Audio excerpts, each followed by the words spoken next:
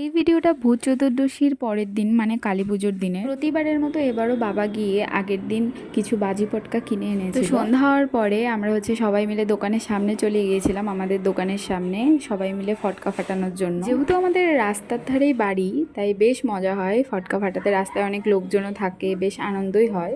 আমি না ছোট থেকে বেশ ভালোবাসতাম ফটকা ফাটাতে, এমনকি আমার বেশি ভয়ও লাগতো না। কিন্তু ইদানিং কয়েক বছর ধরে আমার এত ভয় লাগে বাজি ফটকা ফাটাতে, কারণ ফোনে অনেক রকম ভিডিও দেখি যে ব্লাস্ট করে ফটকা, আর অনেক রকম মানুষের চোখে মুখে অনেক রকম ক্ষতি হয়ে যায়। তো সেই কারণে আমি আর ফটকা কিছুতেই ফাটাতে পারি না, তারাবাতি কোনো রকমে একটু ধরাই। আর আমার ভাইকে দেখেছো একটার পর একটা ফটকাও ফাটিয়ে যাচ্ছে, মানে ওর কোনো ভয় লাগে না, কিচ্ছু লাগে না যে কোথাও চোখে মুখে লেগে যেতে পারে।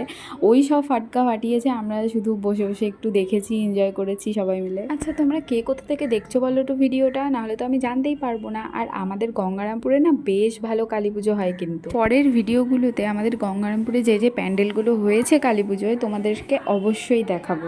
প্রতিবারের কালী পুজোর থেকে এই বছরের কালী পুজোটা একটু আলাদা ঠিকই, কিন্তু তাই বলে যে একটু আনন্দ মজা করবো না সেটা তো হতে পারে না। প্রতি বছরের মতো এবছরও কোনো অনর্থা হয়নি। বাজি ফাটানোর পরে আমরা গিয়েছিলাম আমাদের চৌমাথামুড়ির কালীবাড়িতে দর্শন করতে মাকে। তো ভিডিওটা কেমন লাগলো জানি।